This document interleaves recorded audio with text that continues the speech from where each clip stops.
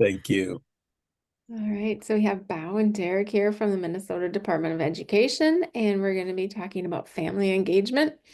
Now that our PTAs are up and running in the new school, well, not new anymore, in the school year, trying to get some ideas and resources, tools that the Minnesota Department of Education has available that the PTAs can tap into to help support their family engagement initiatives. So I'll share my screen here and then you guys can start your presentation.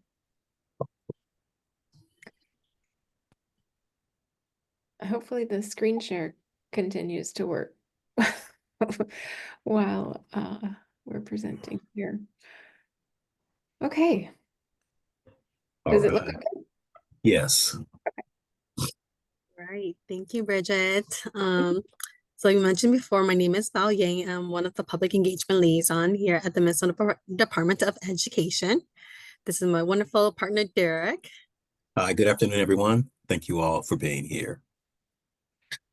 All right. Our other Thank you. colleague, Sadea Muhammad, she got called away unexpectedly, so she won't be joining us today, though.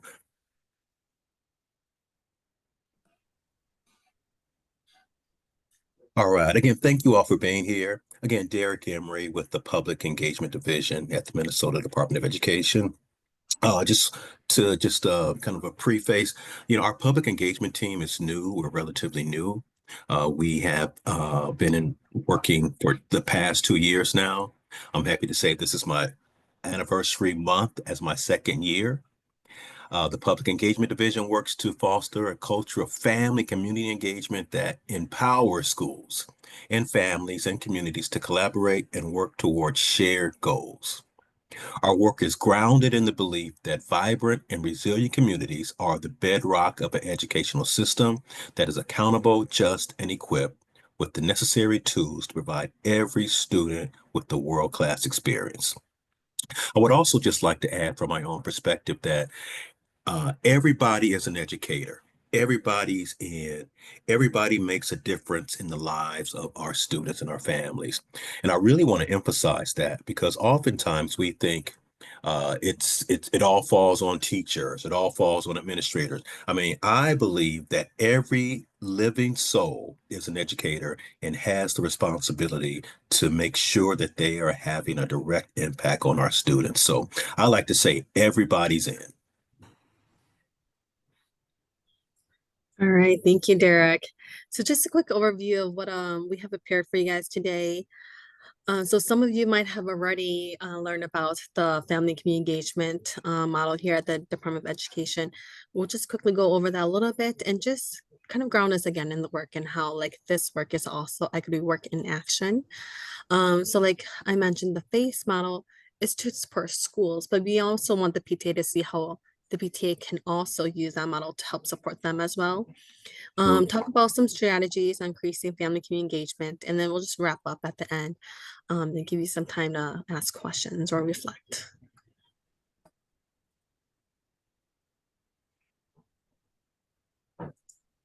And it look like we are just overloaded with people here today. We can just verbalize this. We don't have to put it in the chat. If you want to just share your name, your pronoun, your favorite part of PTA. And I'm going to add this about just what is your favorite part? Help us out of winter, please, if you don't mind.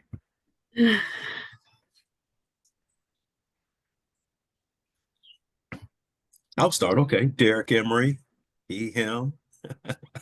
My favorite part of PTA, I'll say this. I truly believe that without the PTA system, schools are at a disadvantage. I believe that PTA systems provide the necessary uh, presence to make sure that schools are accountable. My favorite part of winter is when it's above freezing. I can go next. I'm Bridget Drummond, she, her, and my favorite part of being with the PTA is I like the fun that we bring, which I think that is a big part of the family engagement is meeting the families and getting to see everybody interact together at different PTA events. And my favorite part of winter is when it's all frosty and white and sparkly. That's my favorite part. I am happy to go. My name is Deborah. I am actually a PTA board member. My pronouns are she, her. My favorite part about PTA, I'm called the PTA emeritus or PTA hanger-on because they can't get rid of me. Um, just meeting the people that we get to meet, not only our board members are incredibly amazing people, family advocates, being part of a national organization, meeting people who have the same shared values across the nation, and then also connecting to Derek and Bao. I ran home from work so I could get here on time to see this webinar. I asked Bridget, like, is it going to be recorded? I don't know if I can make it. But making those connections and partnerships with other organizations, I think is super important for not only PTAs as a unit, but also our families to be that bridge between. Um, my favorite part about winter,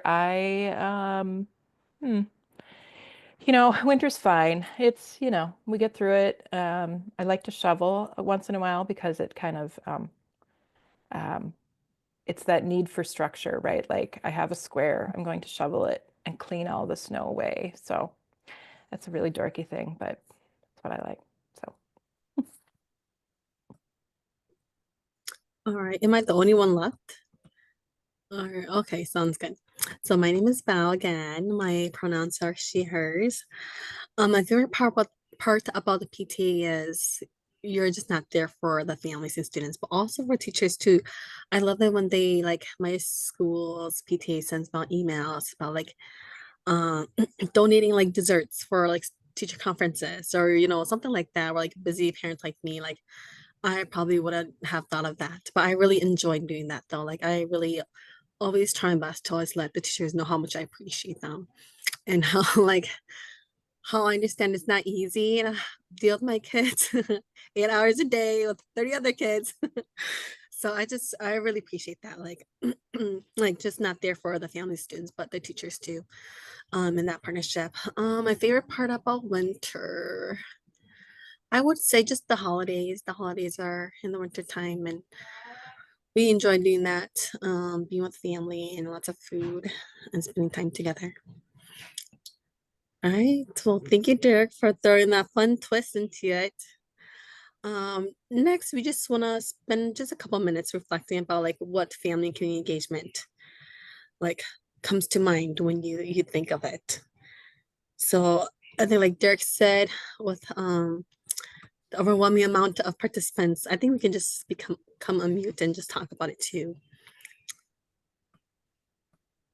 I think it's that community, like getting to know your community and seeing everybody interact together and all their differences, what makes everything kind of like more interesting and just finding those connections where you are similar too. So I really like the inclusion of the community aspect in the work that I think, many of us have been doing. It's not just family engagement, it's family and community engagement. Um, it just goes back to that cliche about, taking a village. And I think the thing, that Bridget mentioned about connecting with other families, um, we work so hard to connect with other families, especially families who don't look like Bridget and Amber and I. But we know that there's so many things that we do share similarities that we can connect about. I think that's what I think about when I think about family and community engagement. All right, thank you.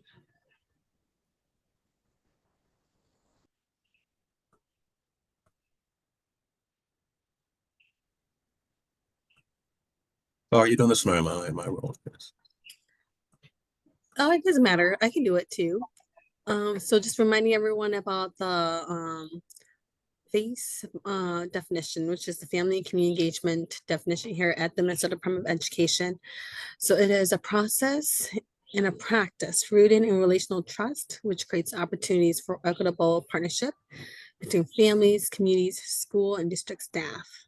These partnerships from birth to graduation nurture shared responsibilities for students' academic, social success, and honor the lived experiences and cultural knowledge of all students, teachers, staff, families, and communities. And just want to acknowledge that we did make a small change to this definition. It used to be stakeholders, but then we just replaced that with what we mean by stakeholders, which is students, teachers, staff, families, and communities. Also, just want to acknowledge that families is not only the biological mom, dad, brother, sister, but it could be anyone who supports, responsible for, or helps with the development of the child's social, emotional, and academic development. I would just like to add that I am in Rochester, so that picture is great to see that you're using. I was not at this particular powwow, but God, you're going to hear so much from me. You're going to be like, oh my gosh, one person on and she talked the whole time. But we are very proud of our American Indian students and being able to celebrate with them as they graduate every spring. So thank you for sharing that picture. Oh, that's great. Thank you for sharing, Deborah. And we love hearing from you guys. We love making this more interactive and hearing about the success and stories and just the moments you guys share with the students and families. So thank you so much for sharing that.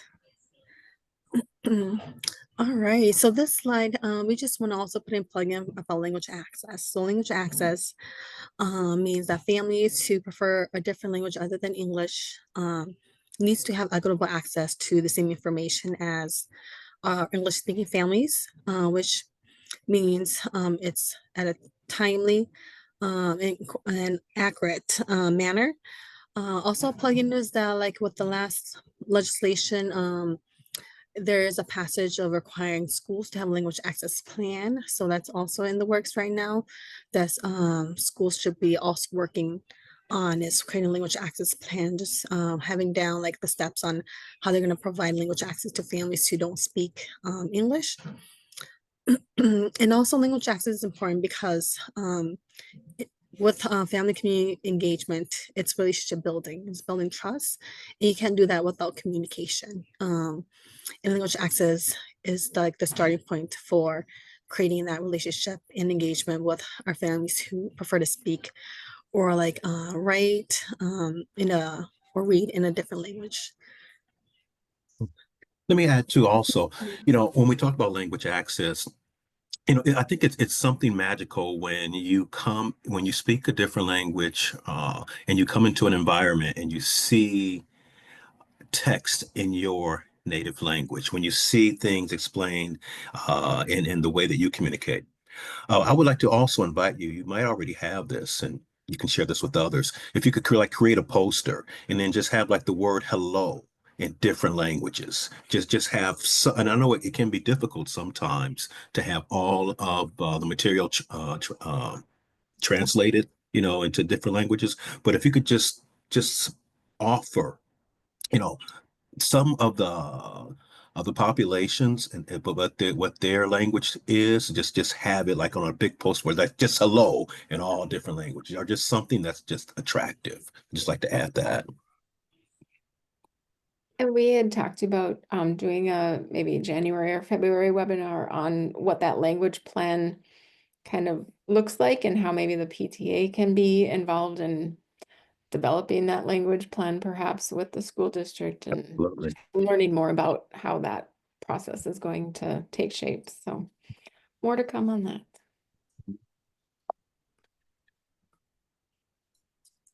All right. And so this slide, we just want to share that here at the Department of Education. Derek and I live in the Public Engagement Division, and we are housed under the same office as the Equity, Diversity, and Inclusion Division. So we're the Equity and Engagement Office at the Department of Education. And we have this model that just helps schools think about, equity work and critical consciousness, right? And so I'll just walk you through a little bit about like what this model is, and then we'll talk about how like this relates with our like family and community engagement. So the first one is equity. So with equity, starting from within, like disrupting our mental models, unlearning and then relearning behaviors that perpetuate historical injustices, marginalization, and institutional racism. Once you're able to unlearn and relearn, then you have the conditions that exist for fully valuing and respecting the continuum of the diverse human experience. And the representation, intersectionality of both our individual and collective identities are then acknowledged. Then you're able to value people for like who they are, their lived experiences, um, able to, respect their perspectives that are different from you. And once you're able to do that, then you can build a cross-cultural community, which includes inclusion. So fostering a culture of belonging by amplifying authentic relationships and different ways of knowing within and across networks, coalitions, and organizations to hold ourselves accountable to those most harmed by structural racism and injustices.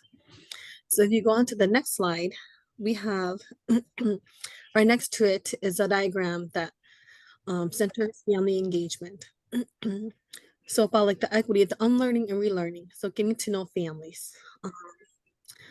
One of the professors at Harvard University, like Dr. Karen Maps, which is one of the like leading researchers in family engagement, they talk about like getting to know families. So one of the like things you need in order to be one of the like mindsets you have to have in order to do family engagement well is like to believe that families want the best for their families, right?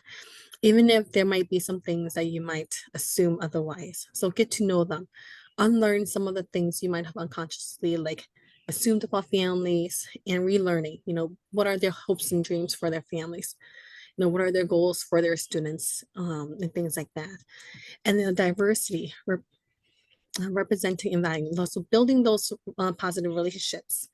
Once you're able to unlearn and relearn things and really believe that families want the best for their kids, you can build those relationships with them.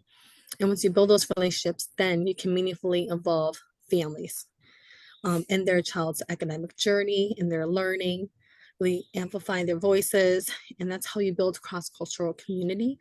And at the center, it's that family engagement and critical consciousness. I just want to pause there. I don't know if you have any questions about these two diagrams and how like family and community engagement is equity work.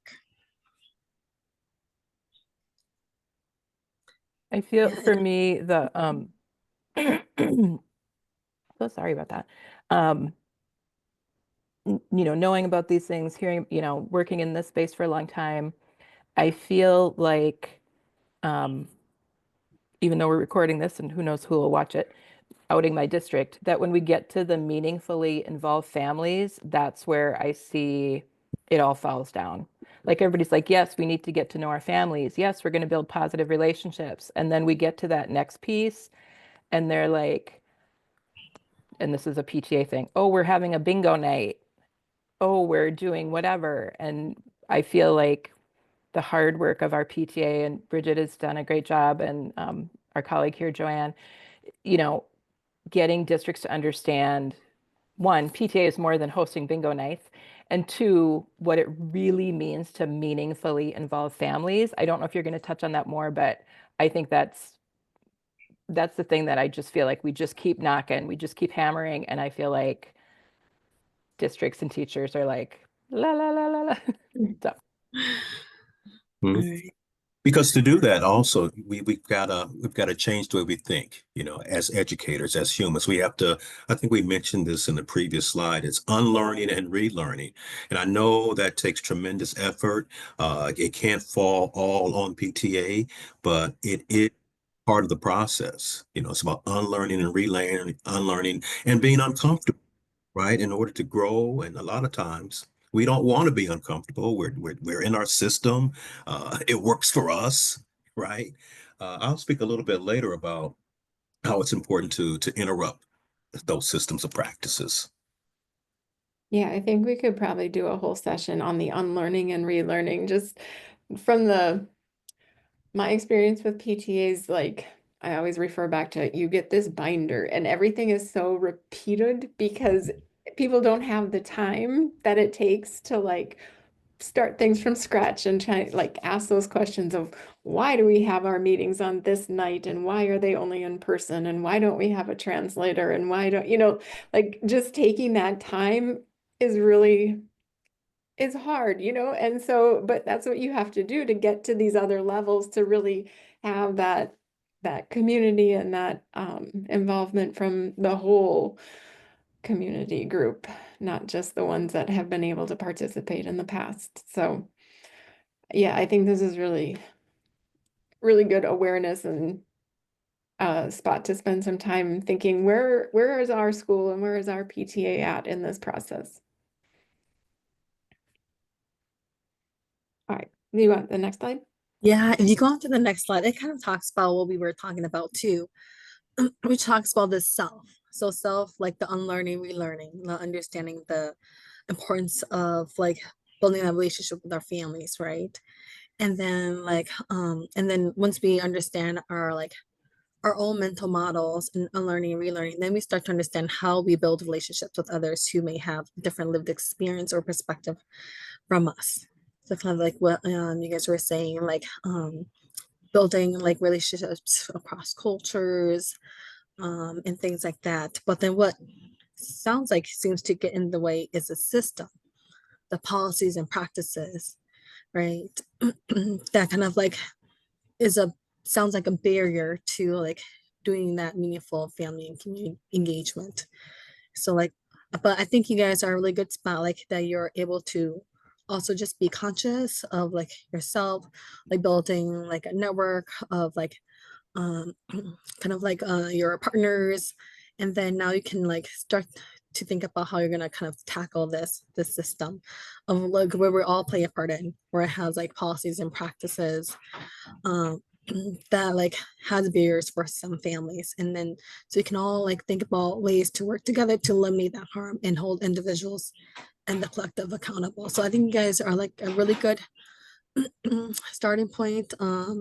We do have like a couple more resources that the Department of Education talks about, like building capacity with some like discrete like examples about like I know like in a little bit we'll just touch on the face model again and the different like essential elements. And then if you guys want, I think at the end we have like some resources that has links to what I'm talking about, like the capacity building tool that goes in depth with each element, and then kind of seeing where yourself or your district is on the continuum, and then with specific examples of like what you can do next to kind of continue that family community engagement.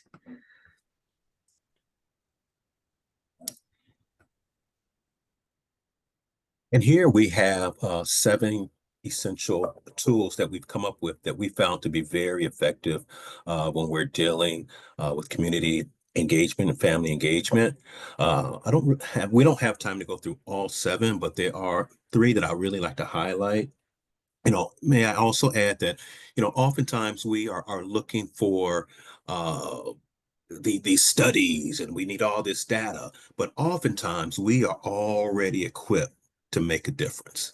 Oftentimes we already have the tools, and it just takes consistency in order to get change. I like to really highlight of sustaining high trust and reciprocal relationships, right? It's critical that often when we see families, when new people come into our new circle, that we are intentional in welcoming them. I know there have been often times when I've been outside of the metropolitan area and I have to, as a state person, I have to embrace myself in the circle because I don't get invited in. And I don't think it's because I'm a state person. I think it's because I'm an outsider. I'm new, and people are reluctant. But as system changers, we've got to change that. We've got to be humble, reliable, productive. We got to honor our families and embrace them. And oftentimes it could be difficult because there's differences in culture and, and understanding. But I want to just reinforce that because I'm sure you know this is not rocket science for us, right? But I want to remind us and instill in us the practice that we have to do. Right. Also, you may not have thought of this, maybe you have, but PTA can offer professional development training for schools. I don't know if you've done this, but I think it's critical that you go into schools and you share your practices and what you expect from the schools. Offer some type of PD that will support your efforts and goals, right? Expect all schools, number four, expect all school staff to engage with families. And then number five, I think this is the most critical one, commitment to continuous improvement. We oftentimes we start a process and we stop. We do it one time, and when we stop, it has to be this continuous movement. Again, I'm going to go back to this relearning, right? Relearning. We're working against a system that has been in process longer than we've been alive, right? So let's just be committed to what we're doing as we honor family engagement. And we can share these with you later. We can go into these more. Hopefully, we'll get another opportunity to come back and we can dive deeper into this.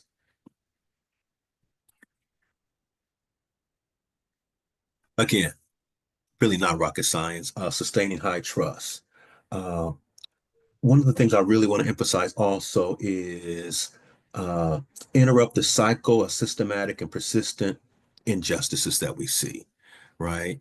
Uh, Knowing what's wrong, staying committed to making change. Here we say school staff, but this could apply. This applies to PTA. This applies to all people who work with families. School staff initiate communication with families and honor every family by acknowledging them as equal partners. And I know PTA is probably does this beyond the call of duty, but it's getting the schools on staff, getting in line with your practices, and just really following through with this. And the R word, I like to say the R word all the time. Everybody knows the R word, relationships, relationships, relationships. Yeah, something I can add to this is kind of like we talked about the unlearning and relearning. Like relearning, like people who have different cultural backgrounds from us or have different lived experiences. Like what works for them? Like what do they want to see? Uh for example, like I mentioned before, one of the like essential like requirement in order to have relationships is that communication. So how do families communicate? Is it through social media? Is it text? Is it like through like something else like WhatsApp? So like having that communication with families to know like what works for them, like what is something we can all learn from each other, how do we get communication out to them in order to have those relationships with them. Like Derek said, it's not like a one time and done thing, but then how do we have this ongoing like communication so we can build that relationship and learn from each other. And with like consistent positive like interactions and communication, that's how you build trust, is that they know that you value them, they know that they're being heard. um, and so that's how you build that trust and relationship with our families.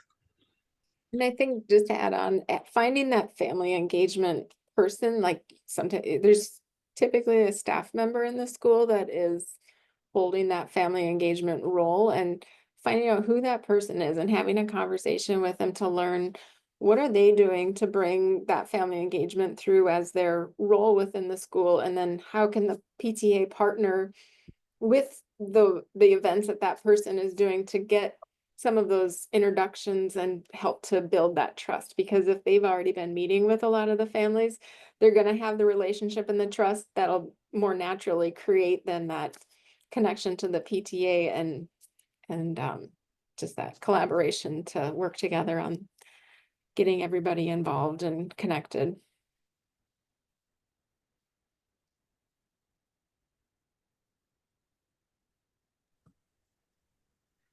Hey, Derek, did you have your hand raised? Oh no, I'm sorry. I was just applauding. Just Oh, applaud. Yes, that was a great point that Bridget brought up. We don't have to do this alone, you know. It's good to find like who your like partners are, especially in the school system, especially like mentioned before, like our school liaisons or advocates, or it could be just be like that front desk person or whoever is naturally doing that work already, building that teamwork and collaboration. You're gonna make more impact that way. Um, and so thank you for bringing that up. The next element we do want to highlight is like use inclusive and transparent communication. So going back to that, communication is crucial for building relationships with our families.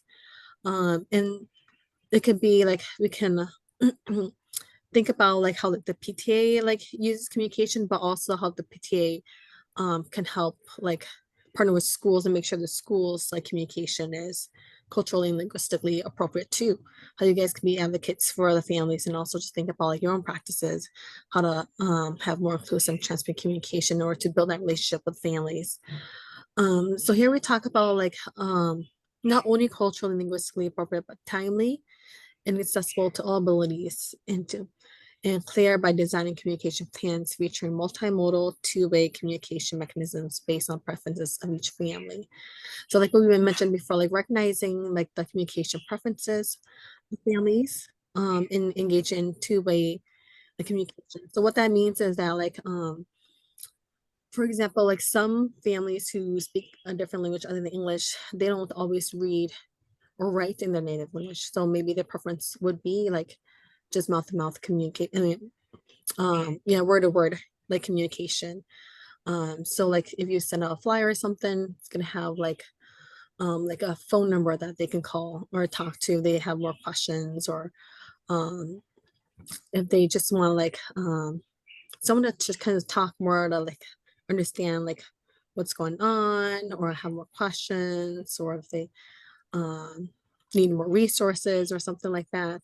So that's something that like our families and cultural like staff, they has mentioned that's like essential in that communication is being able to just have that like two-way communication, not just schools or the PTA informing them, but a way for them to also respond back and back and forth communication with them.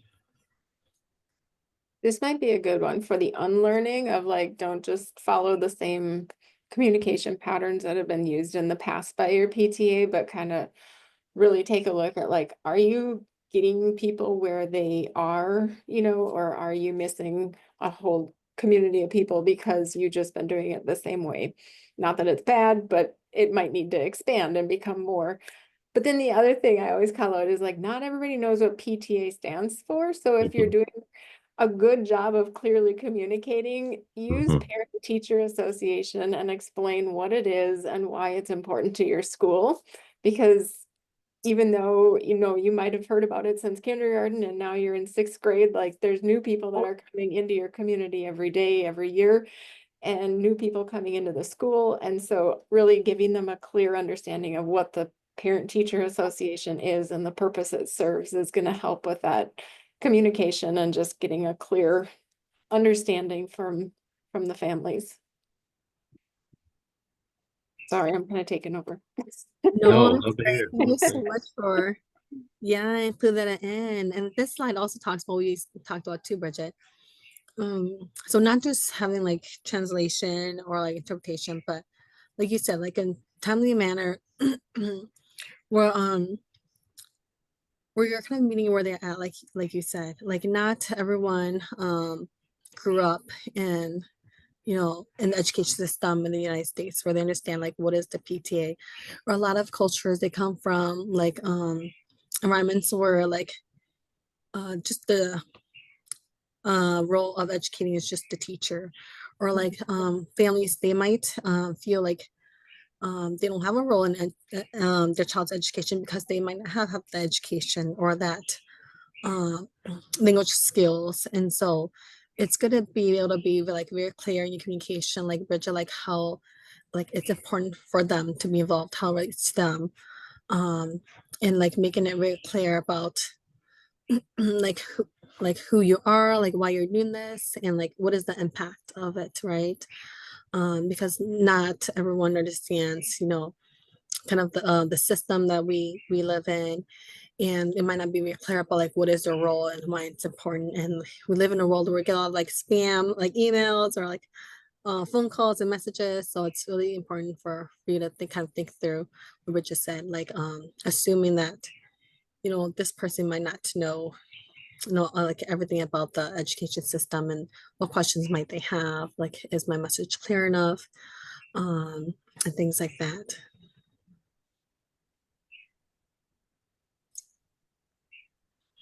All right, so we are at time, went over a little bit, so so Mhm. sorry about that, but really enjoyed the conversation we have with you guys. Um, before we end though, we just kind of want to also just hear about like your thoughts and reactions on wondering about like the family and community engagement. Any other barriers that like you haven't mentioned before that you like foresee with implementing like responsive family and community engagement in your organization or schools? So just one thing, we do have the webinar going until 1. I think you guys have a meeting after this at 1 o'clock that you needed to prep for, I think. And so that was the Okay. idea, was that you guys could go ahead and drop off a little earlier so then you can prep for the next one, but we can plan to keep this going until 1 if people have questions or whatever, just to clarify that.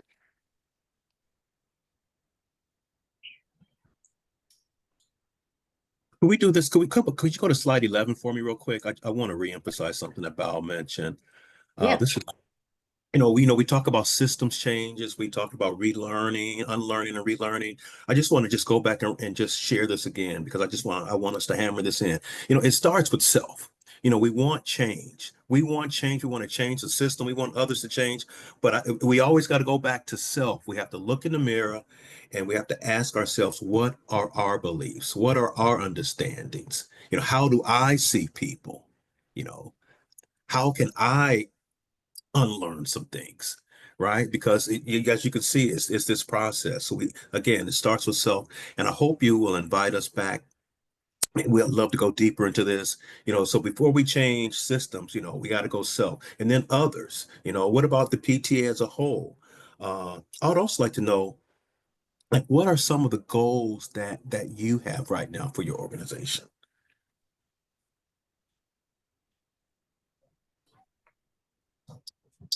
I'm gonna, oh, go ahead. Carrie, did you have something to say? Please go ahead. Oh, I didn't have an answer to Derek's question, but I was curious on another point that I wanted to just pose to the group, so I can sit tight. No, no, go right in, finish, go right ahead, go ahead. You can go Oh, back to that other slide too, please. Thank you. well, actually, could you go back to slide 10? Yep. I thought it was really interesting, Deborah, when you brought up how our organizations tend to fall short when we get to this meaningfully involve families. And I'm curious, the group as a whole, like, does anybody have success stories or examples of like certain events or initiatives that you have seen done that achieve this? Um, I'm just struggling to even think of like, I love that idea and that concept, but how do I action that into something tangible? So just wondering if anybody has success stories or suggestions.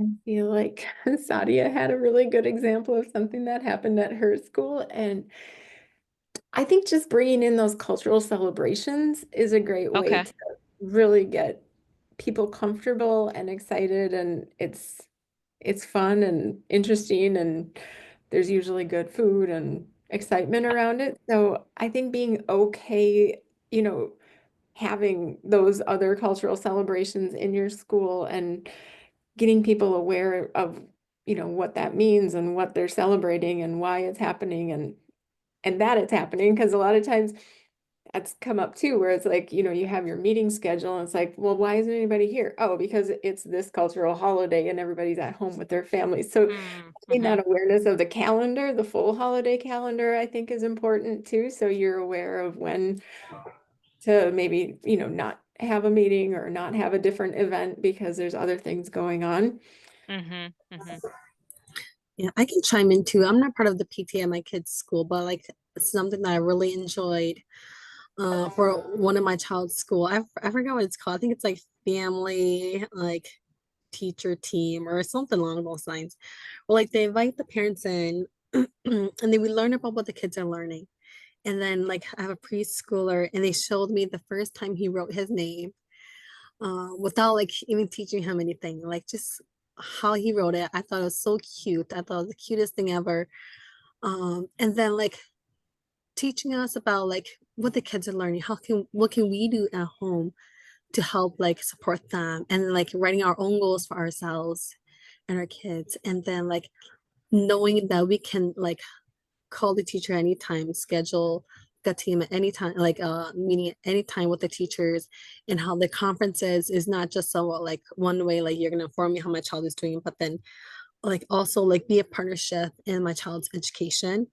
And so like I thought that was really cool. That was my first time experiencing that. And I really like that because I'm always like as a mom, always like thinking about ways how I can help support my child. Like because I don't have a teaching background, but I still like want to know how can I support them. They're curious about like what they like how the kids do at school, like what they learn and like and just like how to support them. So I thought that was really cool. I felt that was like a really great way of meaningfully involving families. Mm-hmm. And it's not just the families who like speak up or like the families who know that they can walk in at any time and like spend time with their kids, but it was like inviting and really inclusive and like empowering as a parent to be able to have that experience. Mhm. Um, Yeah, I think I want to, oh, sorry. Am I No, talking you- over Bridget? I saw Joanne unmute herself. I want to throw Joanne under the bus a little bit because Joanne's working very, very hard here in Rochester as our area council president on family engagement. And Joanne, I know you have your own thoughts, but I'm thinking about your advocacy with the district, which is part of our PTA, pushing the district to get families involved meaningfully. I don't know if you want to speak to your efforts or your challenges to that, but I think that's you have a really good perspective on that. Well, I think what I was going to kind of unmute myself before is one example so I'm also a unit leader, so an individual elementary school here in Rochester as president as well. And one thing, it's not one, like it's not one random event that we plan that's really that we really have the success for. It's more of a strategy from the first day. So when we have our, what we call step into learning, where the families come in and they have like a half-hour time slot before school starts where they meet their teachers. PTA has a table and what we've done is we have like little welcome bags with, information about the school, information on how to get a hold of us, but we also offer a free spirit shirt, but so it's in like a nice little welcome bag so everybody feels like they belong. But what we don't do is we don't ask at that time or like really push becoming a member. We don't ask them to volunteer for anything. Despite being pressured by staff, we don't ask them to buy anything off of like a Wish tree or an Amazon list or donate to anything. All we do is sit there and hand them the welcome bag and have that one-on-one conversation with them, welcoming them to our school. So all the kindergarten parents receive this welcome bag and any new transfer students. And so when they leave that building, they have established one connection with at least one parent at that school without any ask. And so it's that building on the positive relationships. And then we try not to do any asks until MEA, so like mid-October. We try our best to just have simple play dates on the park and things like that, where the families can just connect and they can connect with staff and they can connect with our PTA. And we slowly have those one-on-one conversations. And then we build up to more meaningful events that we try our best when supported to work with teachers and make sure they're also aligned with the school goals and that we're working together so that the parents are coming as partners later and they've already built those connections. So I think it's really important to put the connection first.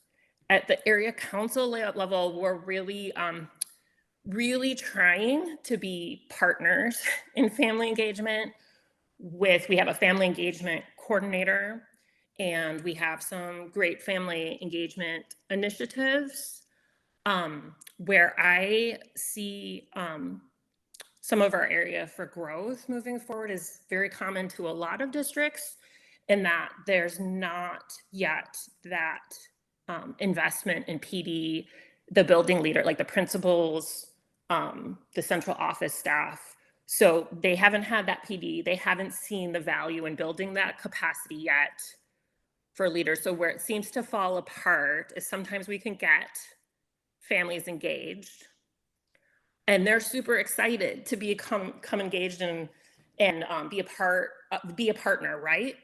But then there's like this resistance that from maybe it's teachers, maybe it's principals, maybe it's principals, supervisor, that don't see the value in that. And then there's oh, this is not meant that we wanted to share power. We liked it when you were just buying stuff for us and doing what we wanted. And so I think really trying to get everyone on board so we're not working on separate silos and we're supporting these shared goals of transformative family engagement. And then there's enough investment on both sides on building that capacity is kind of what we're working on in Rochester. Wonderful. That was all great. Thank you both.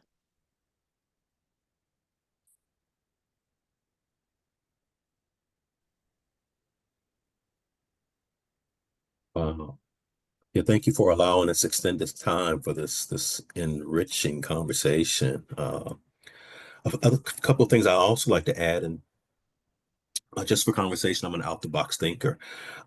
During parent-teacher conferences, I've had the opportunity to work in school for a number of years, and from my experience, I have not seen the PTA there. I don't know if that's something that you are doing, but I just wanted to provide that as just as a thought. During parent teacher conference, just having a table there in the hallway somewhere and just inviting parents to come and sharing. Like I think someone said earlier, a lot of folks have forgotten about PTAs. They're like, what do PTAs do? And again, it's about the R word. It's about building those relationships. Also, in high schools and in cities, they have college and career centers. And every year they offer like a FAFSA night where they bring in parents to come into the schools. You see some heads shaking. All right, all right, all right. That's just another way, again, to build those relationships. And again, also, obviously at the open houses every year. Schools have open houses at the beginning of the school year. Just set up a table in the hallway. Just welcome those parents. Just see those faces. Again, just about making those relationships. And again, someone also mentioned this earlier about the family liaison.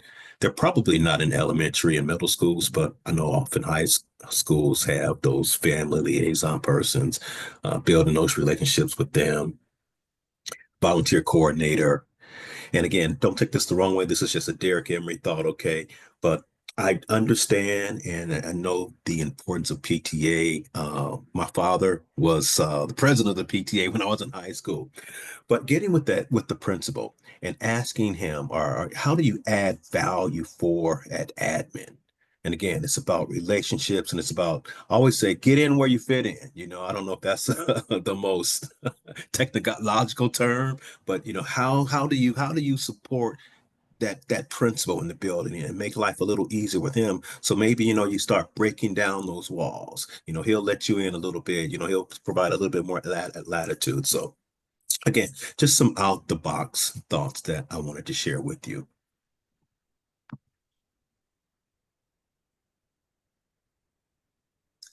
Yeah, just some last thoughts too is that schools, they should have family and community engagement plan.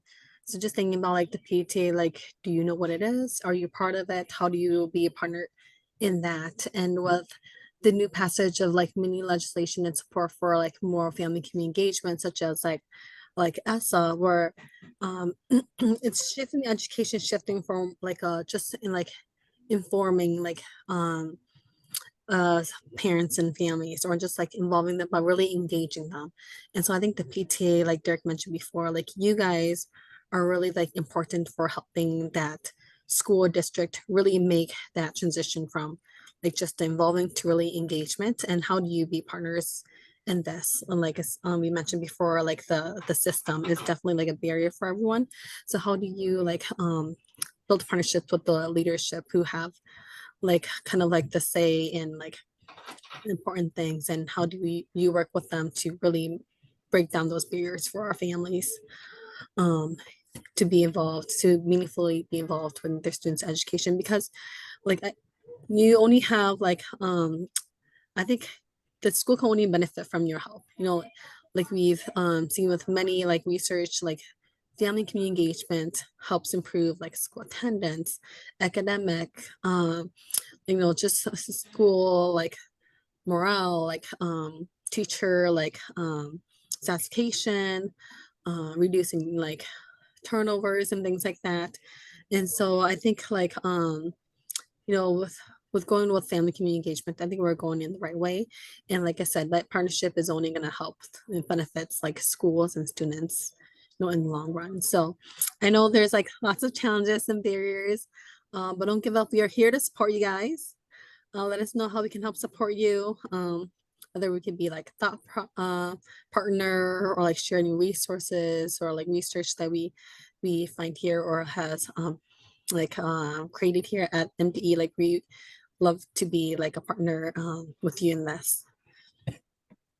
You mentioned earlier, I think, the new legislation about the language access plan. Are there, and this could be for a later resources, but like, are there things that districts have to have in place that maybe are a starting place for units to be like, okay, where is family engagement in whatever plan? Where can we make sure, back to Derek's point, how can we make districts accountable in this Mhm. family engagement space? And that, again, that might be something that you could send us later, but I think that's Yeah, a great starting spot. yeah. So I can send. I know. Would it be you, Bridget? Like some resources Yeah. on the language access plan.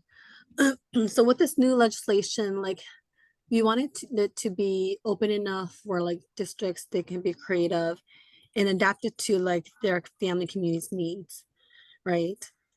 But there are some requirements. For example, like right now, it's still really early stages where we're just helping them understand like what is the legislation, what is it requiring. And then in the next quarter, we'll talk more about like doing a self-assessment, right? Like how are you delivering those services right now? Like, do you know like what your family community's needs are? And then also like they should also be thinking about like right now, like forming a team, like who should be on that language access team, right? And I think the PTA can definitely like play a part in this too. It's like being a part of the team, because they should be like right now like brainstorming of like who should be the team, start thinking about like just assessing themselves, like what are their practices right now, where they might be falling short, what they need to work on, and then formulating that plan. And so like you said before, I think right now they're just in the process of like understanding the legislation and thinking about forming the team, but the PTA can definitely come in there. And when they're doing that self-assessment, that is that family and community engagement, right? Engaging like what the family and community needs are, how how well are they delivering those services, where's the gap, where do they need to fill in the gap. And then also like the very kind of last stages of this legislation is I'm sorry, I'm like losing my voice here. The last plan is like getting it passed through the board, and like the schools, they can adopt the district's plan or they can make their own plan. But a part of the legislation says that like the families, they need to know about and be informed about this plan, so they know their rights, or they can ask for like translation interpretation, whether it has to be in the parent handbook.